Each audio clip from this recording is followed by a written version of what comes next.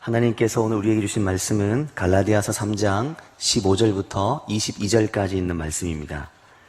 갈라디아서 3장 15절부터 22절까지 있는 말씀입니다.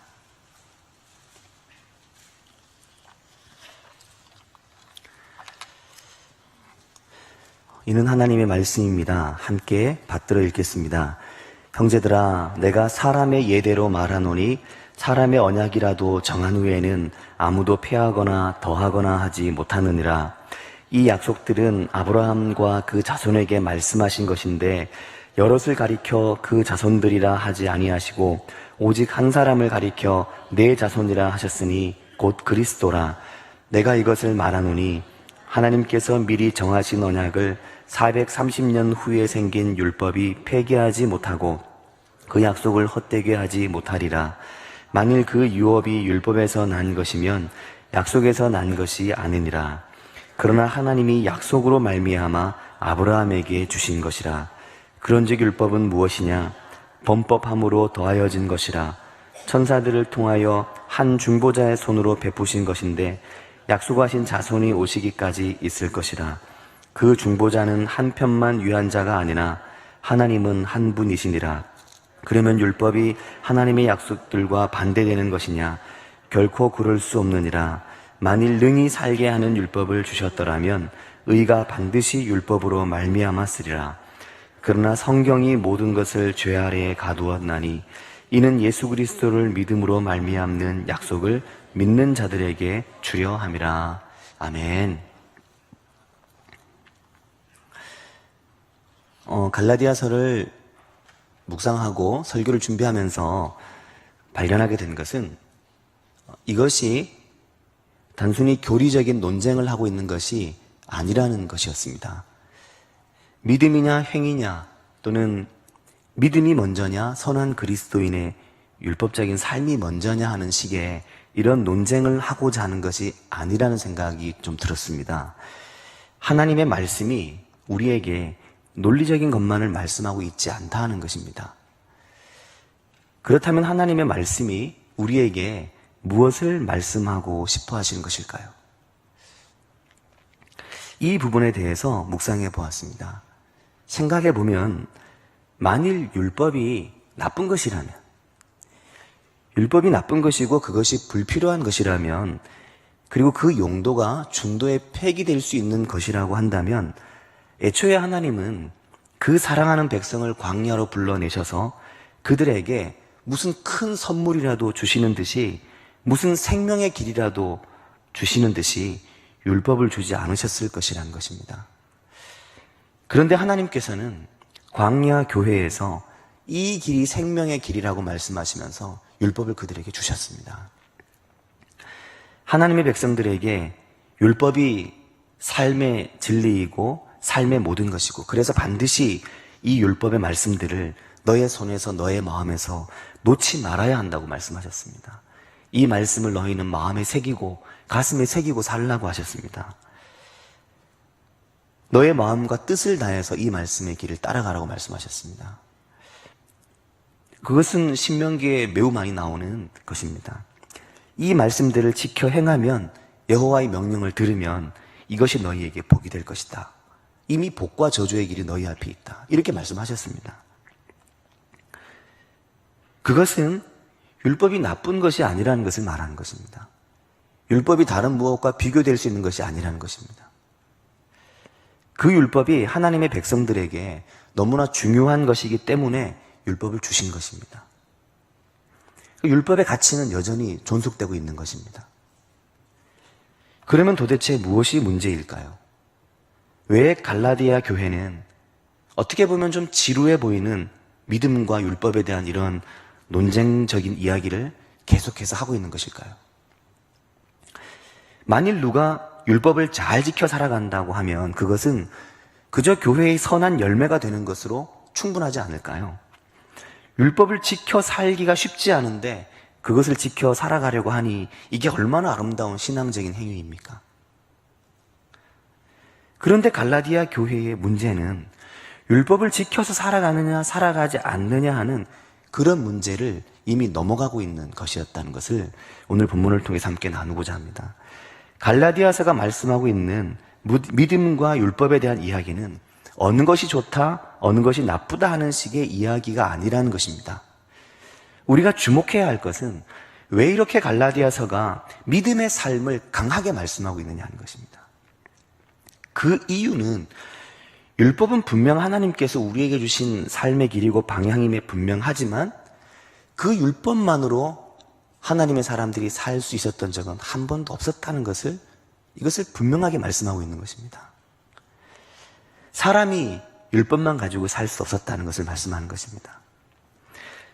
전에는 분명하게 알지 못했지만 율법보다 더욱 크신 이가 여기 우리 가운데 오신 이후에 모든 게 달라졌다는 것입니다. 그 놀라우신 분 예수 그리스도를 만나고 우리의 모든 게 달라졌기 때문이라는 것입니다.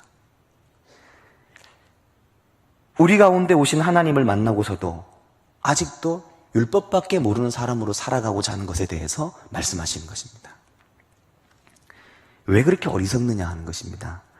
그래서 갈라디아서 2장 19절에서 사도 바울은 갈라디아서를 통해 말씀하기를 내가 율법으로 말미암아 율법에 대하여 죽었나니 이는 하나님에 대해서 살려고 하이다, 이렇게 말씀합니다. 바울은 율법을 향해 살았던 사람이지만 그 스스로 예수 그리스도를 만나고 난 이후에 그의 삶의 방향과 삶의 가치가 완전히 달라졌고 이것이 온 세상 모든 교회와 모든 사람들을 위한 하나님의 아주 오래된 계획이었다는 것을, 그것을 말씀하고자 하는 것입니다.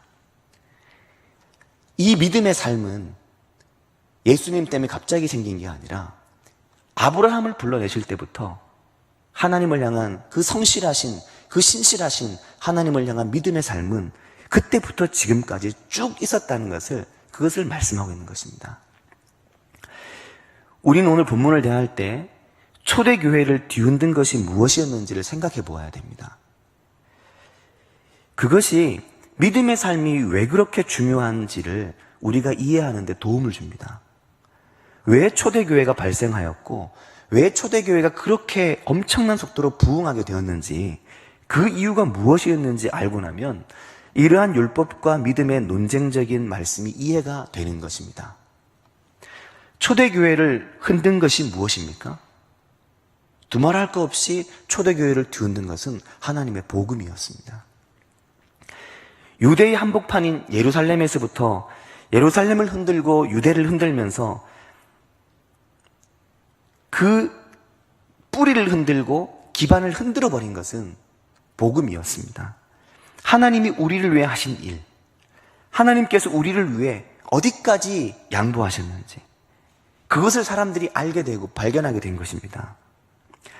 십자가에 달리신 예수님을 보고 십자가에 달리신 예수님의 사건을 듣고 사람들이 그것을 알게 된 것입니다. 예수 그리스도의 십자가는 가장 명확한 하나님의 대답이었습니다.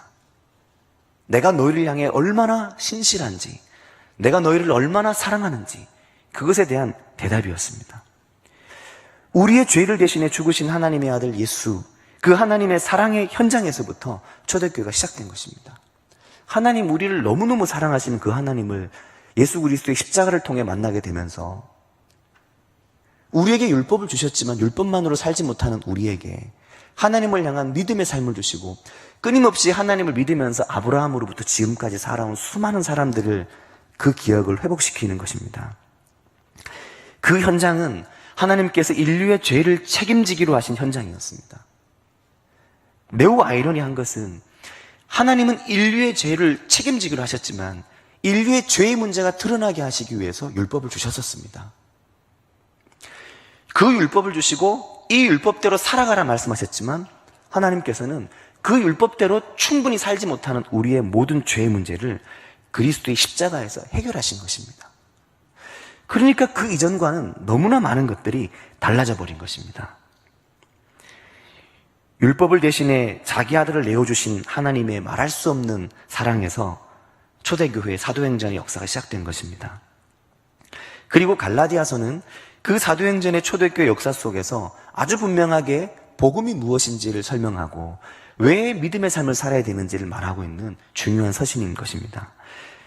그런데 우리가 여기에서 또 하나 분명히 인식해야 되는 것 중에 중요한 것은 복음과 함께 사도행전은 예수님이 오신, 이 땅에 오신 그 시점으로부터의 기록은 아니라는 것이죠. 다시 말하면 사도행전의 현장은 예수님의 탄생으로부터도 아니고 십자가에 달리신 예수님으로부터도 아니라는 것입니다. 사도행전의 현장은, 이 놀라우신 복음을 발견하게 된 현장은 예수님의 탄생이나 고난이 아닌 예수님께서 이 땅을 떠나고 나신 직후부터 시작되었다는 것입니다. 뭐가 달라졌냐 하면 초대교회에 성령이 임하셨다는 것입니다. 그때부터 많은 것들이 달라졌습니다. 그 이전에는 예수님에 대해 신뢰하지 못하던 제자들도, 그 이전에는 예수님을 알지 못하던 세상이 성령이 교회에 임하심으로, 성령의 도우심으로, 성령의 능력으로, 성령의 충만함으로 하나님의 복음을 더 분명히 이해하고 그것을 받아들이게 되었다는 사실입니다. 곳곳에 뿔뿔이 흩어져 살아가던 하나님의 백성들 사이에서 교회가 발생하고, 예수 그리스도의 죽음 이후에 곳곳으로 흩어졌던 제자들이 다시 규합되고 그들 속에 강한 사명이 부여되게 된 것은 예수님의 죽음 이후에 그들에게 성령이 임하실 때였다는 것입니다. 그래서 오늘 우리도 주의 성령이 우리에게 강하게 임하지 아니하시면 우리는 믿음의 삶을 충분히 살지도 못하고 복음적인 그리스도인으로 살아가기도 매우 어렵다는 사실을 우리가 꼭 알아야 됩니다. 초대교회를 흔들고 많은 믿음의 사람들의 심장을 흔들었던 것은 성령님이셨습니다. 성령께서 초대교회 사람들을 흔든 핵심 내용이 무엇인가 하면 그것은 하나님께서 우리를 위해 하신 일, 그 복음이 생생하게 기억나고 그 복음이 생생하게 가슴에 받아들여지게 되었다는 것입니다. 그것을 생각하게 하고 그것을 기억하게 하고 그 은혜 안에서 살아가도록 하고 그들을 교회로 부르시고 그리고 세상으로 내보내신 것입니다. 이것이 다 성령께서 하신 일이었습니다. 그리고 사도 바울도 그 혜택을 누린 사람 중에 한 사람이었습니다. 사도 바울도 십자가에 달리셨던 예수님과는 사실 관계가 없는 사람이었습니다. 사도 바울이 십자가에 달리신 예수님을 본 것도 아니었고, 그는 예수님의 탄생도 몰랐고 예수님의 생애와 고난과 죽음과는 무관한 사람이었습니다. 그러나 그런 그를 예수님께서 찾아오셨을 때, 그가 예수 믿는 사람들을 잡아서 죽이는 박해일을 할 때 주님께서 그런 그를 찾아오셔서 그에게 성령의 충만히 임하시게 되었을 때 그는 율법을 넘어서는 하나님의 믿음의 사람으로 그 믿음의 예수 그리스도를 향한 그 믿음을 증언하는 입술이 되었던 것입니다. 그가 복음 증거자, 복음의 사람이 되게 되었던 것입니다.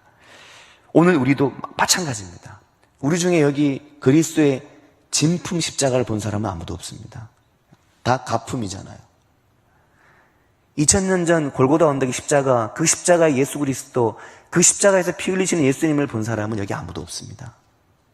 하지만 우리의 믿음이 오늘 얼마든지 뜨거울 수 있는 것은 오직 성령님 때문이고 그 상황은 2000년 전 바울이나 지금 우리나 같다는 것입니다.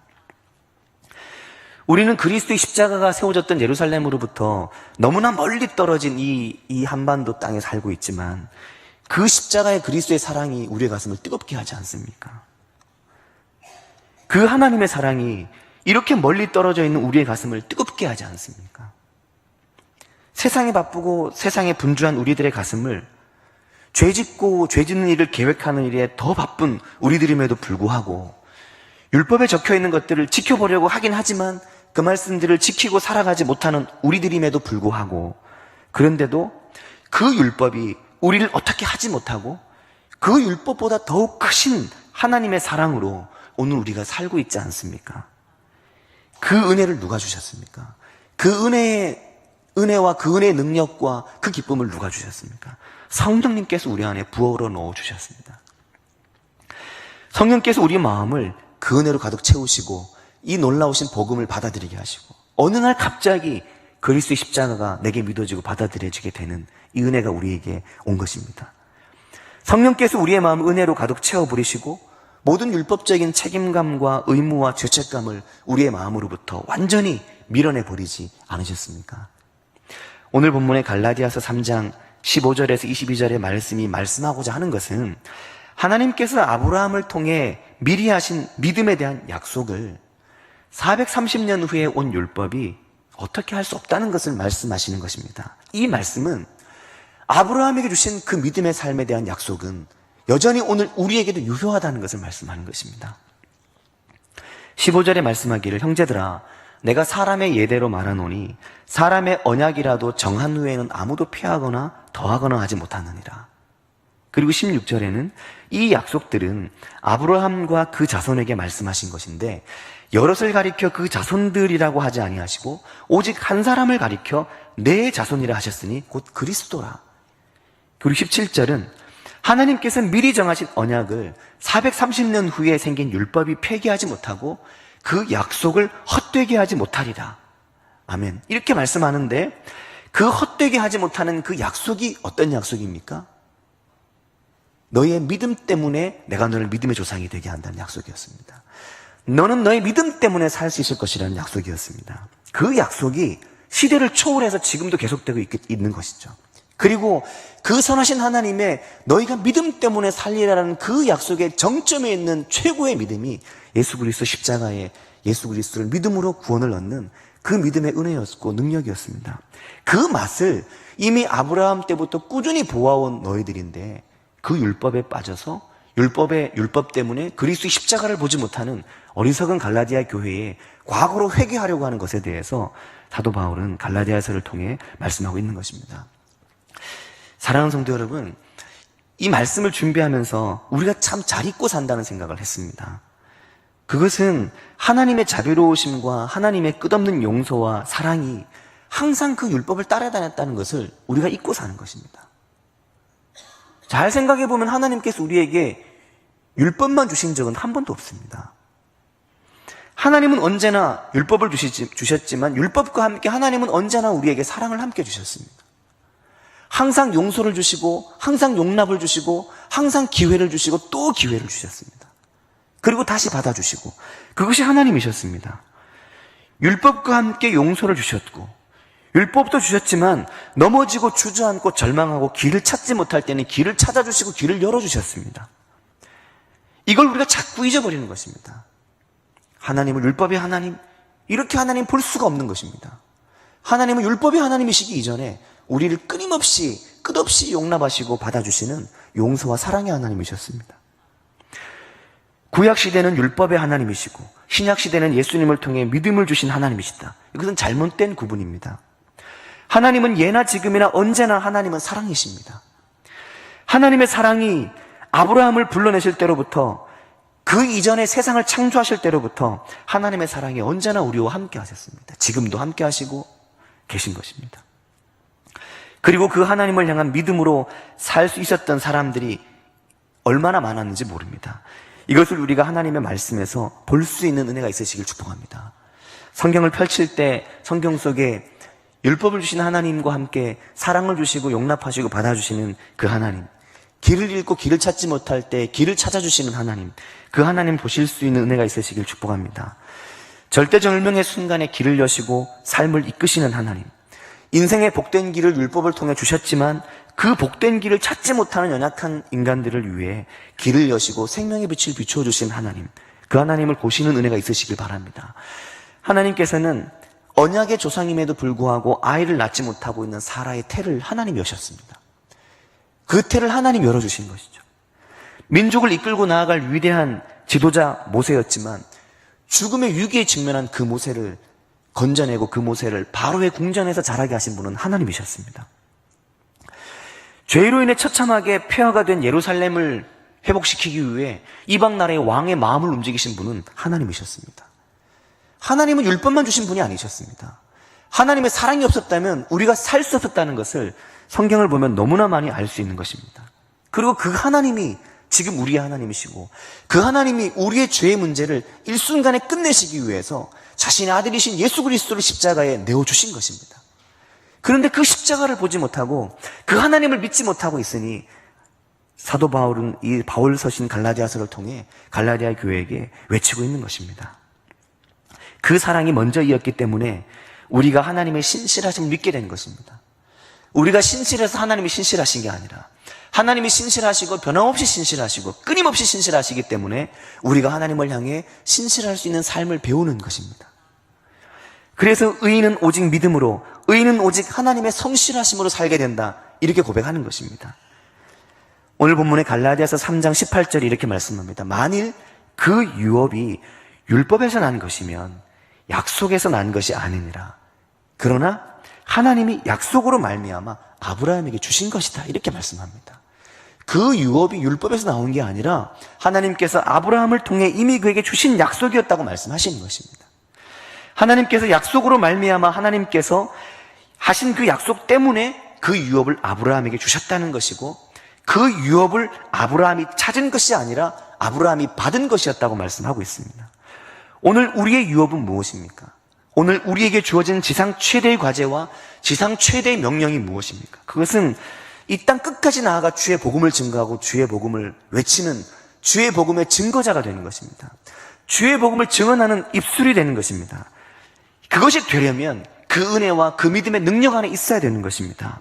그래서 이 믿음이 하나님 안에서 우리에게 주어진 은혜의 선물임을 늘 느낄 수 있는 감격하는 믿음, 율법이 먼저 보이는 것이 아니라 그 십자가의 사랑과 그 은혜가 먼저 보이는 그 은혜로 뜨거운 가슴, 그 믿음이 초대교회를 부흥하게 하고 초대교회를 뜨겁게 들불처럼 번져나가게 만들었던 것처럼 오늘 우리 속에도 그 은혜가 뜨거울 때, 그 믿음이 뜨거울 때, 그리스도의 사랑이 뜨겁게 늘 되살아날 때, 그때 우리가 하나님의 믿음의 사람으로 지상 최대의 명령을, 하나님께서 아브라함에게 주셨던 그 믿음의 유업을 우리가 오늘 우리의 유업으로 받아들일 수 있게 되는 것입니다. 히브리서 11장 33절은 말씀하기를 그들은 믿음으로 나라들을 이기기도 하고 의를 행하기도 하며 약속을 받기도 하며 사자들의 입을 막기도 했다고 말씀합니다. 오직 믿음으로 이 모든 것들을 이루어낸 것입니다. 이것이 초대교회 안에서 가장 중요한 것이고 그들이 은혜 안에 살았다는 것이 가장 소중한 것이었습니다. 믿음으로 은혜 안에 살아가는 것이 가장 소중한 것이었다는 말씀입니다. 그리고 히브리서 12장을 계속적으로 읽어나가면 12장 28절에는 그러므로 우리가 흔들리지 않는 나라를 받았은 즉 은혜를 받자라고 말씀합니다. 은혜를 받자. 심령의 은혜를 받자 말씀하는 것입니다. 예전에 제가 고등학교 다닐 때만 해도 심령 부흥 대성회가 참 많았거든요. 요즘엔 심령 부흥 성회 글자 찾아보기가 쉽지 않지만 심령 부흥 대성회, 이 심령이 부흥하고 심령이 뜨거워지고 우리 심령에 은혜가 임하고 은혜를 받는 그런 은혜가 있을 때 그때 우리가 그리스도의 십자가의 그 믿음 안에서 그 은혜 안에서 우리가 힘있게 나아가게 되는 것입니다. 그 성령의 기름 부으심의 상태, 그 충만하심의 상태, 그 믿음의 그 은혜 안에 머물러 있는 초대교회의 모습, 그런데 그렇지 못하게 자꾸만 율법에 의해서 흔들려지고 있는, 율법에 의해서 헷갈리고 있는 초대교회를 향해서, 갈라디아 교회를 향해서 이 하나님께서 말씀하고 계신 것입니다. 사랑하는 성도 여러분, 우리가 갈라디아서를 보면서 발견하게 되는 것은 사도행전의 교회에서 발견하는 것은 율법적인 교회의 모습이 아니지 않습니까? 율법적인 교회의 모습, 형식과 틀과 지켜야 될 의무만 있는 교회의 모습이 아닙니다. 갈라디아서에서 발견하는 교회의 모습은 은혜와 감동과 믿음의 모습입니다. 성령으로 충만한 교회의 모습입니다. 오늘 우리가 그 은혜로 또 이런 초대교회의 모습으로 오늘 우리가 그렇게 은혜로 충만하게 되기를 축복합니다. 오늘 이 자리에 계신 성도님들이 그 은혜로 충만하시고 그 은혜로 풍성하게 되시기를 축복합니다. 아무리 믿음이 연약하고 아무리 하나님의 말씀대로 살지 못하고 아무리 하나님 보시기에 내가 충성스럽지 못해도 그 은혜로 충만하고 믿음으로 충만하고 가슴이 뜨거우시기를 바랍니다. 오늘 주님께서 찾으시는 교회는 진정한 말씀의 순종과 그 성령으로 충만한 길을 걸어가고자 하는 믿음의 사람들로 가득한 교회, 그런 마음으로 뜨거운 교회, 믿음의 길에 대한 목표가 분명한 믿음의 사람들, 이 믿음의 길로 이 믿음을 향해 나아가는 것으로 자기 자신을 거기에 드릴 수 있는 믿음의 사람들, 그 사람들로 가득 차 있는 교회, 지속적으로 부어지는 하나님의 은혜로 뜨거운 교회, 그 사랑으로 인해서 충만한 성도, 그러면 정말 그게 좋겠죠. 그런 은혜로 충만하면 좋겠죠. 그러지 않습니까? 은혜로 그렇게 우리의 마음이 늘 쇄신되면 좋지 않겠습니까? 그런 은혜로 우리의 마음이 늘 기경되고 새로워지면 좋지 않겠습니까? 무기력한 성도가 아니라 은혜로 힘이 넘치는 성도의 모습을 말하고 있는 것입니다. 기도하는 일에도, 말씀을 가까이 하는 일에도, 예배하는 일에도, 모든 일에 주님 앞에 은혜로, 기쁨으로, 감사함으로, 성령의 충만함으로 그리고 무엇보다 그 충만한 은혜가 밖으로 튀어나가는 복음 전도자의 증거의 입술로 그렇게 살아가는 그런 은혜의 삶을 원하지 않으십니까? 그런 은혜가 있으시길 축복합니다. 내 속에서 은혜가 넘쳐야 이웃에게 복음도 전하고 예수 그리스도의 말씀도 전하고 하지 않습니까? 그 은혜를 누가 채워줄까요? 다른 누가 채워주는 것이 아닙니다. 은혜는 내가 채우는 것이고 은혜는 내가 교회를 통해 찾는 것이고 교회 안에서 그 은혜로 풍성하게 내가 나를 거기에 드리고 함께 할 때 그때 하나님께서 우리에게 은혜를 충만하게 부어주시는 것입니다. 은혜로 충만한 얼굴이 되시길 바랍니다. 얼굴만 봐도 얼굴에서 은혜가 느껴지는구나. 얼굴이 어떻게 저렇게 충만해 보일까? 그렇게 되시길 바랍니다. 내천자 이마에 그리지 마시고 얼굴에 항상 기쁨의 은혜가 충만할 수 있게 되길 정말 바라고 축복합니다. 우리가 얼마나 율법적인 신앙의 그 여러 가지 카테고리에 우리를 잘 숨기고 살아가는지 모릅니다. 잘 한번 우리 자신을 보면 은혜와 믿음으로 감동으로 내가 신앙생활을 하지 않고 그냥 여러 가지 교회의 전통과 예전과 교회 여러 가지에 그냥 내가 잘 이렇게 붙어서 살아갈 때가 얼마나 많은지 모릅니다. 때로 목회자는 목회자라는 그 명함으로 그것을 커버하고 살죠. 때로 직분자는 직분자라는 명함으로 그것을 커버하고 삽니다. 때로 어떤 사람은 열심히 사역하면서 내 믿음의 공허함과 믿음의 텅 비어버린 이 은혜를 덮고 삽니다. 하나님은 우리가 그렇게 살길 원하지 않으시는 것입니다. 튼튼한 교회에 내가 있으면 나도 튼튼할 것이라고 생각해서는 안 됩니다. 사람들이 명선교회 하니까 그저 명선교회 나도 저걸 두고 있으면 그냥 나도 믿음이 튼튼한 그리스도인이 되는 것이 아니라는 말씀입니다. 사람들은 작은 교회, 열악한 교회는 가려고 하지도 않습니다. 왜냐하면 작은 교회, 열악한 교회 가면 믿음을 지키기가 어렵잖아요. 그래서 큰 교회에 가서 좋은 교육, 좋은 예배, 모든 게 갖추어진 것을 가려고 하지만 항상 큰 교회가 큰 은혜를 주는 것은 아닙니다.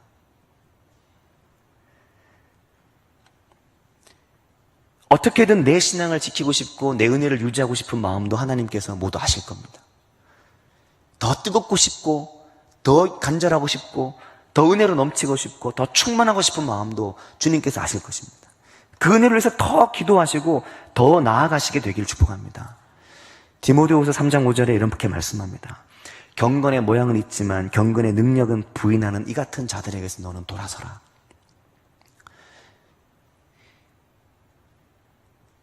저도 집에 아이가 5학년이 되니까 이제 친구 관계를 자꾸만 신경 쓰게 되지 않을 수 없더라고요. 그래서 친구가 누군지를 자꾸만 제가 알게 모르게 은연중에 압박을 하는 제 모습을 보게 되겠더라고요. 교회에서 네가 어울려 다니는 친구들이 누구냐가 되게 중요하다 이렇게 얘기하는 거죠. 네가 우모하에 앉아있을 때 어떤 애들과 앉아있는 정말 중요하다. 좀 유력하고 영향력 있는 애들과 경건한 애들과 좀 앉아있어라. 너도 좀 그래 경건해져라. 그렇게 막 애에게 말하면서 하나님께서는 경건의 모양은 있지만 능력은 부인하는 이 같은 자들에게서 너는 과감하게 돌아서라고 말씀합니다. 누가 돌아섭니까? 내가 돌아서야죠. 돌아서지 않고 돌아서지 않으면 하도 안 돌아서면 하나님께서 돌려놓으시겠지만 그때는 뭐 어디 한 군데 좀 아프지 않겠습니까? 알아서 미리미리 돌아서고 알아서 미리미리 경건의 능력으로 자기 자신을 드릴 수 있는 은혜가 있으시길 축복합니다. 오늘날 수많은 교인들이 수평이동하는 것에 비해서 예수님을 처음 만나게 되고 구원의 감격을 경험하게 되는 새신자의 수는 급격히 줄어들고 있습니다. 이것이 무엇을 말하는 것일까요? 세상 속에 복음을 강하게 외치는 복음 증거자의 입술이 점점 더 줄어들고 있다는 것을 말하는 것입니다. 초대교회 갈라디아 교회와 똑같은 모습이 되는 것이죠. 은혜로 풍성하고 은혜로 충만한 성도의 입술이 되어서 만나는 사람들에게 직장에서든 지역에서든 이웃에서든 사람들에게 그리스도의 충만한 은혜를 나누고 증언하는 입술이 되기를 주님께서 바라시는 것입니다. 이것이 나의 믿음입니다. 내 믿음이 이것입니다. 이렇게 말할 수 있게 되길 바라시는 것입니다. 그래서 가장 전도 못하는 사람이 목사라고 하지 않습니까? 교회 안에만 있기 때문에 그 책임은 목사가 알아서 담당할 것이니까요. 성도님들께서는 전도하는 책임을 담당하십시오.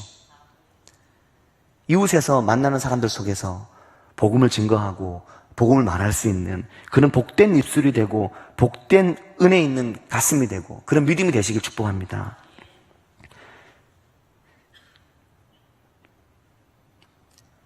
은혜와 감격을 잃어버린 그리스도인이 가장 불쌍한 그리스도인이라는 것을 우리가 알고 있습니다. 그러나 반대로 교회가 자선은 하지 않아도, 교회가 봉사활동은 비록 제대로 하지 못해도 은혜가 풍성하고 믿음으로 충만하고 그래서 뜨거운 믿음을 가진 믿음의 사람들이 있으면 그래도 거기엔 기쁨이 있고 은혜가 있고 감사가 있고 감동이 넘칩니다. 우리의 믿음이 지난 30년 동안 명선교회가 이 서천리에 이 허허벌판에 교회가 세워져서 30년이 흘러오는 동안 무엇이 교회를 지탱해 왔습니까? 30년 안 살아봐 모르겠는데요 라고 말하실 수 있겠지만, 저는 뭐 6년밖에 안 살아봐서 잘 모르겠지만, 먼저 계셨던 분들, 교회 초기부터 계셨던 분들 만나서 얘기해보면 공통적으로 다 동일하게 한마디씩 하는 말은 그때 기도가 뜨거웠죠. 그때 뜨거웠죠. 그 얘기만 늘 다 합니다. 그럼 오늘도 뜨거우십시오. 오늘도 뜨겁고 오늘도 충만하십시오. 은혜로 넘쳐나십시오. 그래서 우리 교회가 다음 30년을 나아갈 때 더욱 부흥하고 더욱 은혜로 충만하고 수많은 사람이 이 교회를 통해 생명을 얻고 수많은 사람들이 이 교회를 통해 구원의 길을 발견하고 수많은 사람들이 명선교회에 속한 교우들을 통해 생명의 길 예수 그리스도를 만나는 은혜가 우리에게 넘치기를 바라고 축복합니다. 기도하겠습니다. 하나님 아버지 감사합니다. 지난 30년 명선교회가 이 지역에 있는 많은 사람들을 전도하고 복음을 증거하여 저희들이 그 혜택을 입고 이 자리에서 짧게는 1년, 길게는 5년, 10년, 30년 그 이상을 신앙생활하고 있습니다. 아버지 하나님, 저희들이 받았던 그 은혜를 이제 누군가에게 증거할 수 있는 믿음의 입술이 되고 은혜의 입술이 될 수 있도록 저희를 인도해 주시길 원합니다. 율법이나 지켜야 될 것이나 해야 될 것이나 무거운 신앙적 의무만 짊어진 그리스도인이 아니라 은혜로 충만하고 은혜로 넘쳐나고 주의 말씀으로 풍성하며 그 은혜에 대한 감격으로 뜨거운 믿음의 사람이 저희 모두가 될 수 있도록 인도하여 주시옵소서. 예수님의 이름으로 기도드립니다. 아멘.